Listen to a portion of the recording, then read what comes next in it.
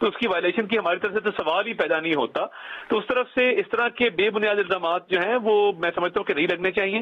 اور centi prevail کرنی چاہیے سچویشن کے اندر. تو عطا صاحب، کیا اس سے متعلق کوئی ہاٹ لائن ہے پاکستان کی بین الاقوامی دوست ممالک کے ساتھ سیز فائر پر اتفاق ہونے کے بعد؟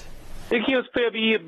مزید معلومات آتی ہے تو ہم آپ کو آگاہ کر دیں گے، مگر ایز آف ناؤ پاکستان کی طرف سے کسی قسم کی کوئی وائلیشن نہیں ہے. اور جیسے میں نے کہا کہ پاکستانی قوم تو پورا سیلیبریٹ کر رہی ہے، پورا میڈیا سیلیبریٹ کر رہا ہے، اور الحمدللہ پاکستان کو ایک عزت ملی ہے، اور ہمارے رسپانس کے بعد اللہ نے بڑا کرم کیا پاکستان کے اوپر، اور ایک پاکستان کے لیے ایک جیت، ایک شاندار فتح جو ہے وہ ہمیں نصیب ہوئی. اور ابھی تھوڑی دیر میں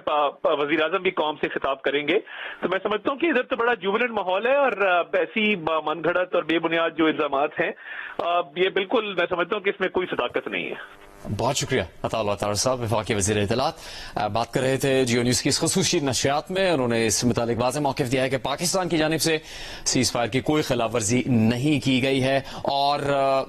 کسی بھی جگہ سے ایسا کوئی الزام لگایا جا رہا ہے تو وہ جھوٹ ہے اور اس میں کوئی بھی حقیقت نہیں ہے. شہزاد اقبال صاحب، وزیر اطلاعات نے پاکستان کے حد تک تو اپنا موقف دیا ہے کہ پاکستان نہ ہی سیز فائر کی خلاف ورزی کر رہا ہے اور نہ ہی کرے گا.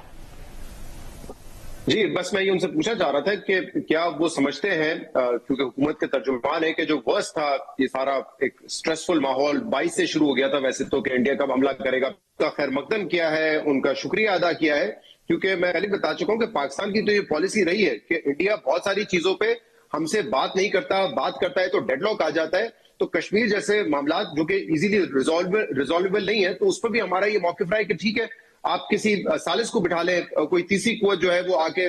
بیٹھے اور وہ حل کر لے. لیکن انڈیا کیونکہ کشمیر کا مسئلہ حل نہیں کرنا چاہتا، تو نہ وہ بائیلیٹرل بات کرنا چاہتا ہے، نہ وہ کوئی تیسرے ممالک کو شامل کرنا چاہتا ہے. تو یہاں پہ تو اب بڑا واضح ہو چکا ہے کہ اس پہ جو ثالث کا کردار ادا کیا امریکہ نے، اور بھی قوتیں تھیں اس پہ، سعودی عرب تھا اس میں، ترکی تھا، ایران نے اپنا کردار ادا کیا. تو وہ جو ہے اب مسئلہ یہ کہ ہم نے تو اس کو ایکسپٹ کر لیا ہے، لیکن اب وہ شاید ان کی حکومت پریشان ہے، وہ کسی طریقے سے پیچھے ہٹنے کی کوشش کری ہے، کیونکہ وہاں پہ آریہ گورو کوئی ٹائپ لوگ ہیں جو وہی جنگجو قسم کی باتیں کرتے ہیں. ابھی میں یہ دیکھ رہا تھا سوشل میڈیا پہ کہ انہوں نے ایرانی آفیشلز کو گالی تک دے دی ہے وہاں پر، مطلب اس وجہ سے کہ ایران ان کو سپورٹ کیوں نہیں کر رہا ہے، کھل کر کیوں نہیں سپورٹ کر رہا ہے، اور ایک balance point of view deescalation کی کیوں بات کر رہا ہے. تو آپ یہ سوچیں کہ جن مہمانوں کو آپ گھر پہ بلاتے ہیں ٹی وی پہ بیٹھ کے، ان کو پھر آپ گالیاں دے رہے ہو تو کس طریقے سے ایکسیپٹیبل ہوگا. اسی طریقے سے یہ ایک چیز جو ہمیں اس میں جو ایک چیز میں صرف یہ سوچ رہا ہوں انڈیا کے پرسپیکٹو میں کہ دیکھیں امریکہ نے ثالث کروایا، امریکہ نے ٹویٹ کیا، لیکن انڈیا کہہ رہا ہے نہیں ہم تو نہیں کریں گے، ہم تو نہیں مانیں گے. لیٹس سپوز اگر وہی کرتے ہیں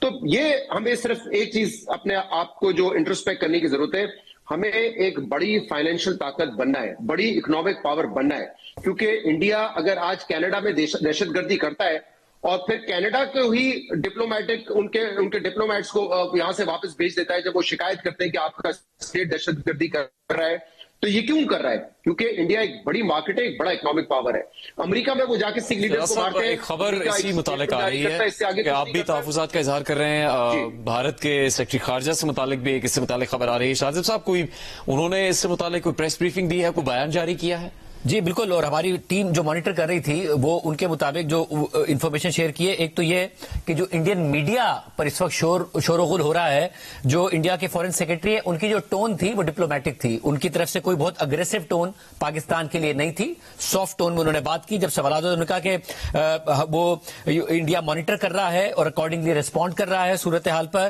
مگر ہم پاکستان سے کہیں گے کہ وہ ریویو کرے اور ریپیٹ نہ کرے. اس کے ساتھ ساتھ انہوں نے ان کی جو ٹون تھی اس میں کوئی ایسی ہارشنس نہیں نظر آئی، ہماری ٹیم جو بتا رہی تھی، کیونکہ ہم ذرا دیکھنا چاہ رہے تھے کہ وہ جو رویہ تھا وہ کس حد تک بدلا ہے. تو جو انڈین میڈیا ہے وہ جو ہے اس پہ جو غصہ نظر آ رہا ہے، اور وہ جو رپورٹنگ میں ابھی بھی ایگزیجریشن کر رہے ہیں پاکستان پر الزام لگانے میں، وہ یہاں تک کہ پاکستان تو چھوڑے اب امریکہ کو جس طریقے سے بلاسٹ کر رہے ہیں، وہ نظر آ رہا ہے کہ انہوں نے اپنا